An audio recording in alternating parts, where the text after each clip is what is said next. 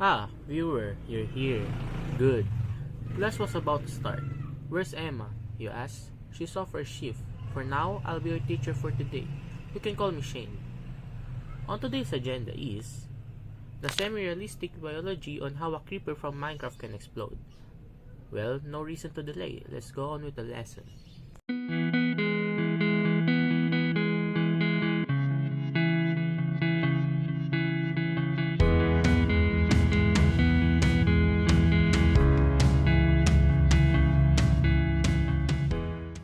I'm sure everybody here has heard about the popular video game Minecraft by now. It's all over YouTube and is still relevant despite being 13 years old.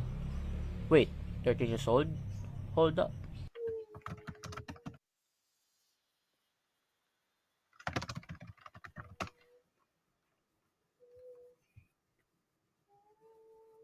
Yeah, 13 years old. Huh? Anyway, like I said, Minecraft has somehow stayed relevant for all these years. It's impressive how a small indie game grew to such popularity. But we're not here to talk about the history of Minecraft, rather a specific monster that has grown to be what is essentially the face of Minecraft as a whole. The Creeper, Minecraft's Grim Reaper. How old was that song again? 10 years ago. Feels ancient, doesn't it? Anyway, for today's topic, we'll be talking about the Minecraft Creeper and more specifically the biology of the explosive creature, both in fictional and a theoretical realistic sense.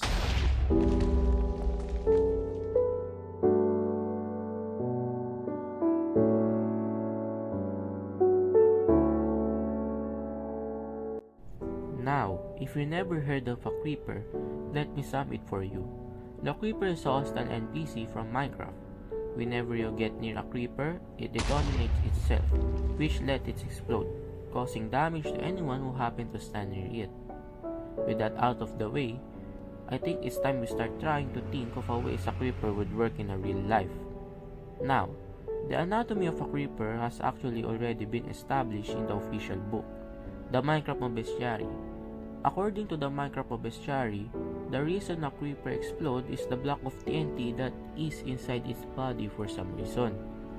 If an entire block of TNT is placed inside the creeper, that would mean that the creeper is a man-made being since an entire block of TNT isn't something you find naturally, even in game. This isn't what we're looking for, however. We're here to make a theory on how a natural creature might explode in a realistic scenario. Now, after a day of our research, we figured out two possibilities for how a creeper can explode, realistically. So let's get to exploring our possibilities.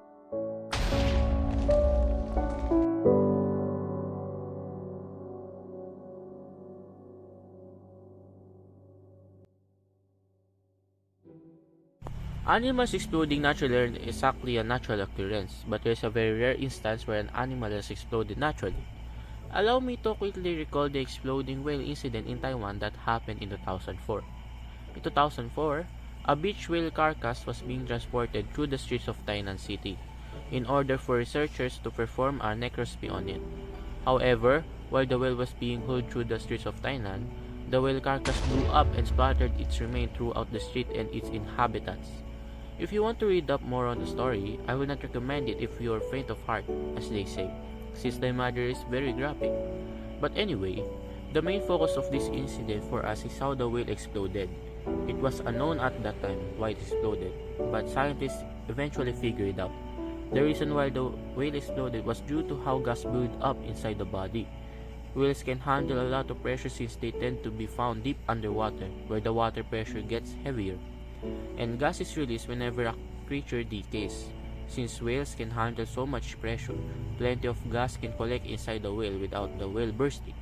When too much gas gathers inside the whale eventually bursts, causing a large explosion. Think of it like a rubber balloon that has been overinflated with air. We can maybe use this as a method of how a creeper would explode in real life. However, there are three problems with this proposed theory. Number 1. How will the creeper fill itself with enough gas in order for it to explode? Number 2. How will the creeper fill itself with gas fast enough to explode? And number 3, even if it did explode, it would not exactly do much harm to the surrounding nor the attacker. A possible solution to number 1 and 2 is breathing. Theoretically, if a creeper was able to inhale enough air, it could possibly cause it to force itself to explode.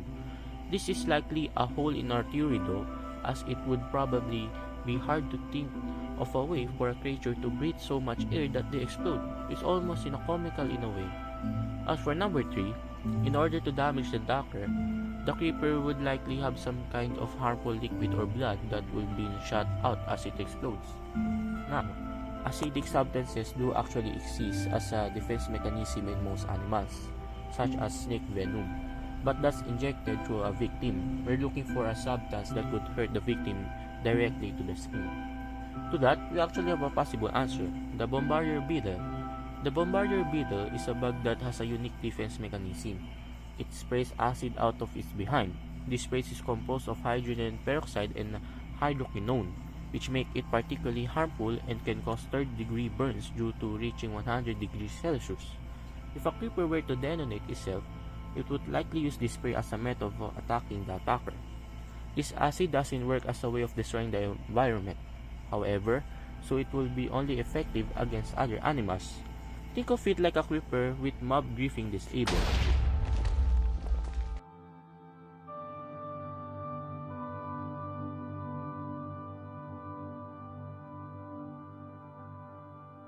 Aside from all other research, there is also one more possible outcome for having a creeper actually explode. Sulfur. Sulfur is an explosive material like trinitrotoluene or TNT, but unlike TNT, sulfur is actually a naturally occurring element, which would kinda make it plausible that it could appear inside the creeper. This is self-explanatory. If a creeper feels threatened, then it will somehow ignite the sulfur inside its body and detonate itself. If the explosion is big enough, it could even damage the environment around it, just like a Minecraft creeper. However, there is a problem with this. How would the creeper make the sulfur explode? Well, this is actually a problem since sulfur requires something to initiate the explosive reaction. We need something that can actually ignite sulfur. However, we could not find a plausible way to ignite the sulfur in a way that would at least be somewhat natural. We've considered two possible solutions, neither are too plausible. The first one is the body being heated up enough for the sulfur to catch fire and combust. However, it's unlikely that any animal would be able to generate enough body heat in order to reach the ignition point of sulfur. The second solution is causing an electric spark that would ignite the sulfur. But as you can imagine, animals don't exactly emit electric sparks. Even an animal such as the electric eel can produce fires despite being able to produce voltage. So yeah, I don't think it would be entirely possible to be able to ignite the sulfur in a natural way. If anyone has ideas on this problem, we appreciate it if you could leave it down in the comments below.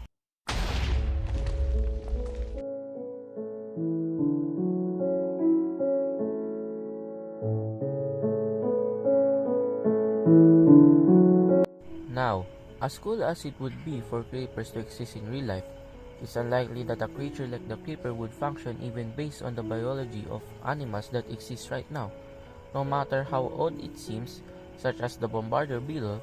But then again, nature finds a way, doesn't it? I'm sure nature could find out how to make a creeper in a scientific way, but for now, they just say that it's unlikely.